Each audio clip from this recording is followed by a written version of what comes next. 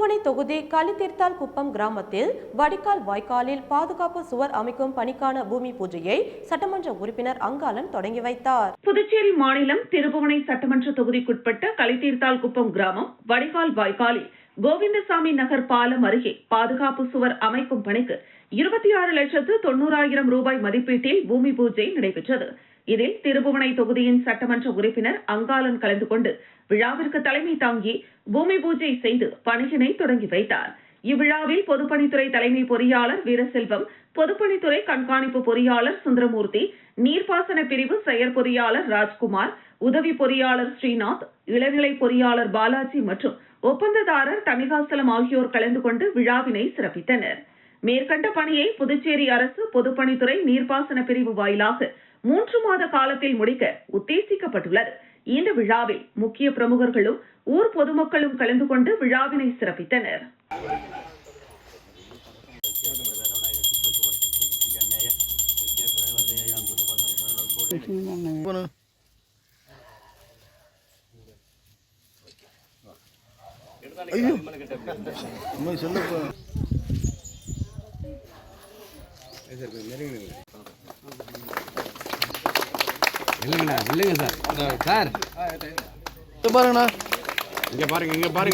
அறிவியல் தொழில்நுட்பம் மற்றும் சுற்றுச்சூழல் துறை சார்பாக மரம் நடும் நிகழ்ச்சியை எதிர்க்கட்சித் தலைவர் சிவா துவக்கி வைத்தார். புதுச்சேரி அரசு அறிவியல் தொழில்நுட்பம் மற்றும் சுற்றுச்சூழல் துறை சார்பாக மரம் நடும் நிகழ்ச்சி வில்லியனூர் தொகுதி ஒதியம்பட்டு காசி விஸ்வநாதர் கோவிலுக்கு சொந்தமான இடத்தில் நடைபெற்றது.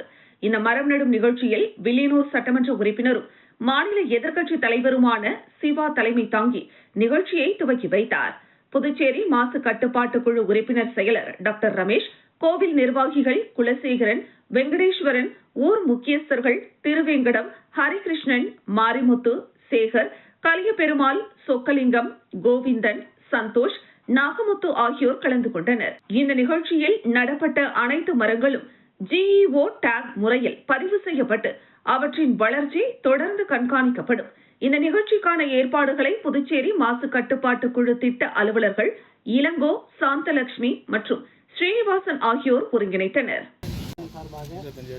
பசுமை புதுவை என்ற ஒரு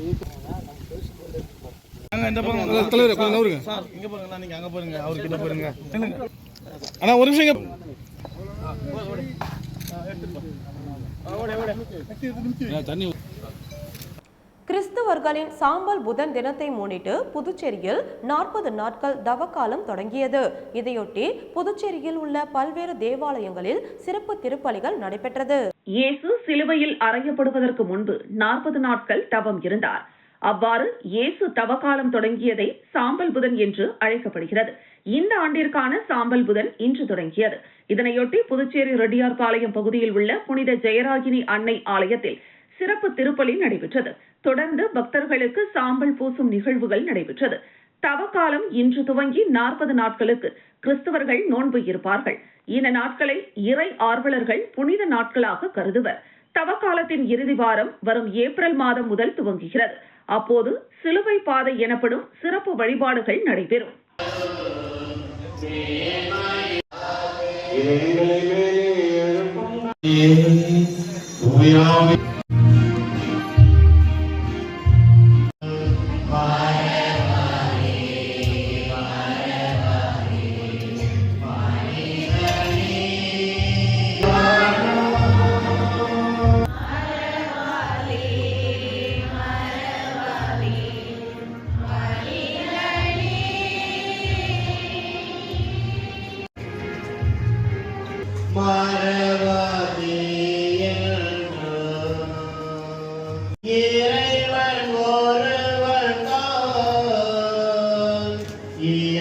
ஆளுநர் அனுமதி பெற்று PNL நிறுவன சொத்துக்களை ஏலம் விட்டு வங்கிகளில் உள்ள அடமான நகைகள் மீட்டு தரப்படும் என முதல்வர் ரங்கசாமி உறுதி.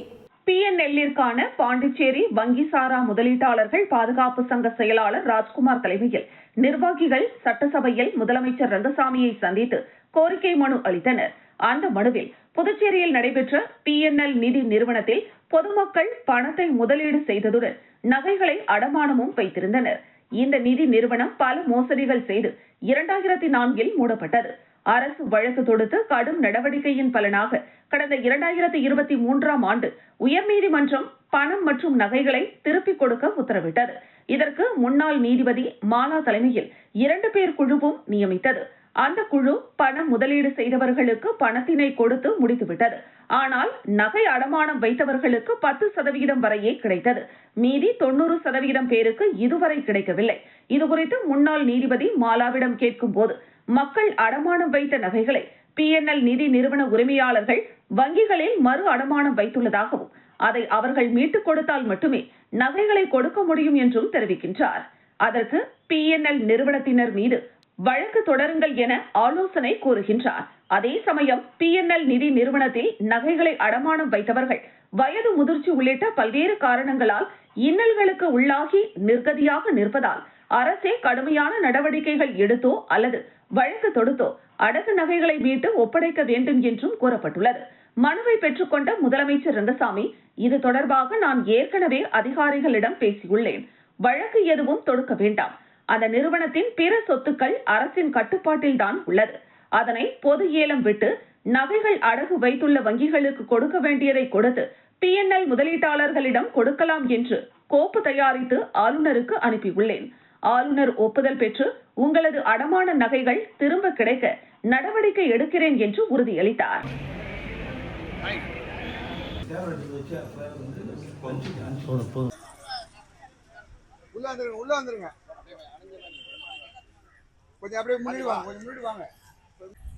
PNL நிதி நிறுவனத்தில் நகை அடமானம் வைத்தாங்க, பணமும் டெபாசிட் பண்ணியிருந்தாங்க. 2004 அதை மூடப்பட்டது. அந்த நிறுவனம் மூடப்பட்டது. மூடப்பட்ட பிறகு சிங்காரவேலர் பிறந்தநாளை ஒட்டி புதுச்சேரி அரசு சார்பில் அவரது சிலைக்கு துணைநிலை ஆளுநர் கைலாஷ்நாதன், முதலமைச்சர் ரங்கசாமி ஆகியோர் மாலை அணிவித்து மரியாதை செலுத்தினர். புதுச்சேரி அரசின் செய்தி மற்றும் விளம்பரத்துறை சார்பில் சிந்தனை சிற்பி சிங்காரவேலரின் பிறந்தநாள் விழா கொண்டாடப்பட்டது. இதனையொட்டி கடலூர் சாலையில் உள்ள அவரது சிலைக்கு அரசு சார்பில் துணைநிலை ஆளுநர் கைலாஷ்நாதன், முதலமைச்சர் ரங்கசாமி, சபாநாயகர் செல்வம், துணை சபாநாயகர் ராஜவேலு, அரசு கொறடா ஆறுமுகம், சட்டமன்ற உறுப்பினர்கள் நேரு, ரமேஷ் ஆகியோர் மாலை அணிவித்து மரியாதை செலுத்தினர். இதேபோல் சட்டமன்ற எதிர்க்கட்சித் தலைவர் சிவா தலைமையில் திமுக சட்டமன்ற உறுப்பினர் செந்தில் உள்ளிட்ட நிர்வாகிகள் சிங்காரவேலரின் சிலைக்கு மாலை அணிவித்து மரியாதை செலுத்தினர். தொடர்ந்து காங்கிரஸ் கட்சி சார்பில் மாநில தலைவரும் பாராளுமன்ற உறுப்பினருமான வைத்தியலிங்கம், முன்னாள் முதலமைச்சர் நாராயணசாமி உள்ளிட்ட நிர்வாகிகள் மாலை அணிவித்து மரியாதை செலுத்தினர்.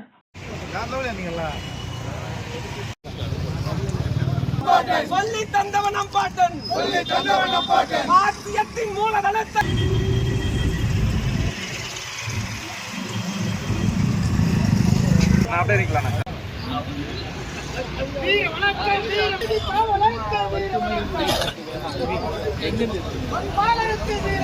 புதுச்சேரி மாநில மக்கள் முன்னேற்ற கழகம் சார்பில் சிங்காரவேலர் பிறந்தநாள் விழா மாலை அணிவித்து மரியாதை. புதுச்சேரி மாநில மக்கள் முன்னேற்ற கழகம் சார்பில் சிந்தனை சிற்பி சிங்காரவேலர் அவர்களின் 167வது பிறந்த நாளை புதுச்சேரி மாநில மக்கள் முன்னேற்ற கழகத்தின் தலைவர் பேராசிரியர் மு. ராமதாஸ் தலைமையில் புதுச்சேரி கடலூர் சாலையில் அமைந்துள்ள திருவுருவ சிலைக்கு மாலை அணிவித்து மரியாதை செய்யப்பட்டது. நிகழ்ச்சியில் கழகத்தின் மாநில துணைத் தலைவர்கள் நித்யானந்தம், சுந்தரமூர்த்தி, மாநில செயலாளர்கள் ரவிக்குமார், முருகன், தனஞ்சயன், ஆதி திராவிடர் அணி தலைவர் முருகையன், மீனவர் அணி தலைவர் இதயச்சந்திரன், ஆனந்தன், ஜெயபால், பால்ராஜ், காலாப்பட்டுக்குமார், மகளிர் அணி சோபியா, ஜெயந்தி, தடம் அறக்கட்டளை தலைவர் அசோகா சுப்பிரமணியன் உள்ளிட்ட திரளானோர் கலந்து கொண்டனர்.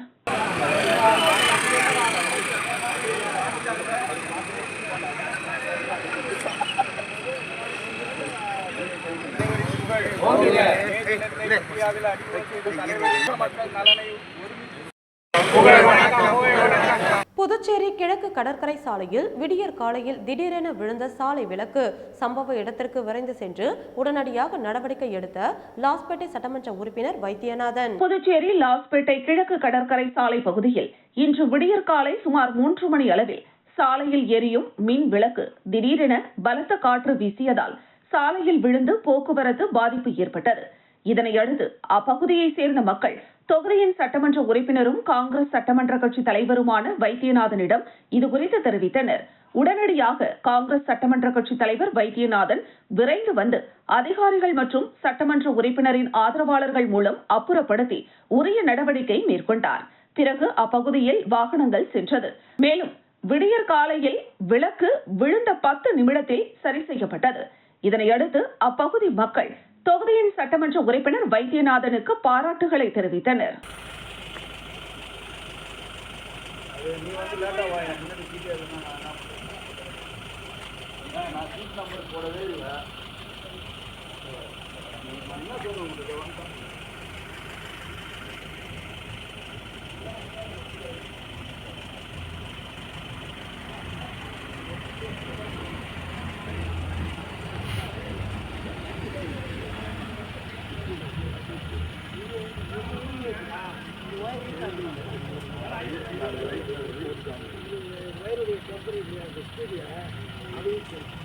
பணித்திட்டு அரசு உயர்நிலைப் பள்ளி மாணவர்களுக்கு இலவச நோட்டு எழுது பொருட்களை மோகன்தாஸ் வழங்கினார். புதுச்சேரி மாநிலம் ஏம்பலம் சட்டமன்ற தொகுதிக்குட்பட்ட கிருமாம்பாக்கம் அடுத்த மீனவ கிராமமான பணித்திட்டு கிராமத்தில் இயங்கி வரும் அரசு உயர்நிலைப் பள்ளியில் சுமார் 200க்கும் மேற்பட்ட மாணவ மாணவிகள் படித்து வருகின்றனர். இங்குள்ள பள்ளியில் படிக்கின்ற மாணவ மாணவிகளுக்கு தேர்வு எழுத நோட்டு, பேனா, பென்சில், ஜாமெட்ரி பாக்ஸ் போன்ற பொருட்கள் வழங்க அப்பகுதி மக்கள் ஏற்பாடு செய்திருந்தனர். இதற்கான நிகழ்ச்சி பள்ளி வளாகத்தில் நடைபெற்றது. இதில் காங்கிரஸ் கட்சியின் மாநில செயலாளரும் சமூக சேவகருமான மோகன்தாஸ் சிறப்பு விருந்தினராக கலந்து கொண்டு மாணவர்களுக்கு நோட்டு புத்தகம், எழுது பொருட்கள் வழங்கி ஊக்கப்படுத்தினார்.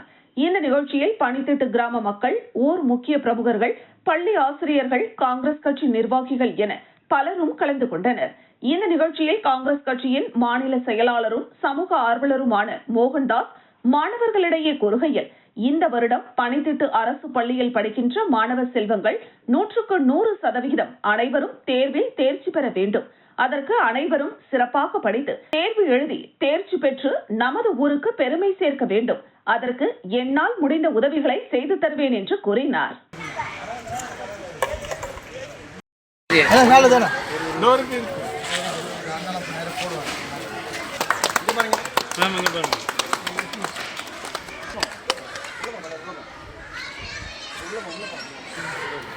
ஆசிரியர் பெருமக்களுக்கு பணித்திட்டு சார்பாக வணக்கம்.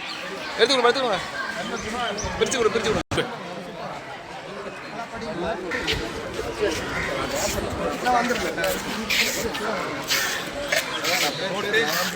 மணவெளி சட்டமன்ற தொகுதி நல்லவாடு மீனவ கிராமத்தில் மீன்பிடி படகுகளுக்கு அந்த பகுதியிலேயே டீசல் நிரப்பும் வகையில் புதிய டீசல் வழங்கும் நிலையத்தை சட்டப்பேரவைத் தலைவர் செல்வம் தொடங்கி வைத்தார்.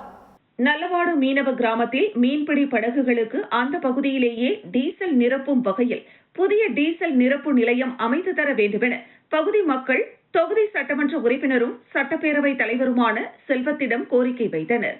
சட்டப்பேரவை தலைவர் செல்வம் இது தொடர்பாக தொடர் நடவடிக்கை எடுத்து புதுச்சேரி அரசு மீன்வளம் மற்றும் மீனவர் நலத்துறையின் கீழ் இயங்கி வரும் புதுவை மாநில மீனவர் கூட்டுறவு சம்மேளனம் மீன்பிடி படகு உரிமையாளர்களுக்கு மானிய விலையில் டீசல் வழங்கும் திட்டத்தின் கீழ் நல்லவாடு மீனவ கிராமத்தில் டீசல் விற்பனை நிலையம் நிறுவப்பட்டது. இந்த டீசல் விற்பனை நிலையத்தை சட்டப்பேரவை தலைவர் செல்வம் இயக்கி வைத்து மீனவ மக்களின் பயன்பாட்டிற்கு அர்ப்பணித்தார். புதிதாக திறக்கப்பட்ட டீசல் பங்க் மூலம் கிராமத்தில் உள்ள அனைத்து மீன்பிடி படகு உரிமையாளர்களுக்கு மானியமாக லிட்டருக்கு 8 ரூபாய் விலை குறைத்தும் மீன் ஏற்றி செல்லும் வாகனங்களுக்கும் தேவையான டீசல் அவர்களது மீனவ கிராமத்திலேயே கிடைப்பதற்கு வழிவகை செய்யப்பட்டுள்ளது. தற்பொழுது திறக்கப்பட்டுள்ள டேட்டம் என்று சொல்லப்படும் டீசல் விநியோக திட்டத்தின் கீழ் கணினி மயமாக்கப்பட்டு கைபேசியின் உதவியுடன் செயலிகள் மூலமாக செயல்படுத்தப்படும். இந்த விநியோக நிலையத்தின் கொள்ளளவு 2000 லிட்டர் மட்டுமே. இவர்களுக்கு அவ்வப்போது தேவைப்படும் டீசல் நடமாடும் டீசல் விற்பனை செய்யும் ஊர்தியின் மூலமாக வழங்கப்படும். மேலும் இந்த பகுதிக்கு பிரத்யேகமாக டீசல் பங்க் அமைப்பதற்கான பணிகளும் நடைபெற்று வருகிறது. நெடு நாட்கள் நிறைவேற்றப்படாமல் இருந்த இந்த ஒரு திட்டம் சட்டப்பேரவை தலைவரின் தொடர் முயற்சியால் இந்த கிராமத்தில் தற்பொழுது செயல்படுத்தப்பட்டதற்கு அப்பகுதி மக்கள் சட்டப்பேரவை தலைவருக்கு நன்றி தெரிவித்தனர். இந்த நிகழ்ச்சியில் மீன்வளம் மற்றும் மீனவர் நலத்துறை இயக்குநர் இஸ்மாயில் மற்றும் அதிகாரிகள், நல்லவாடு கிராம பஞ்சாயத்தாளர்கள், படகு உரிமையாளர்கள் கலந்து கொண்டனர்.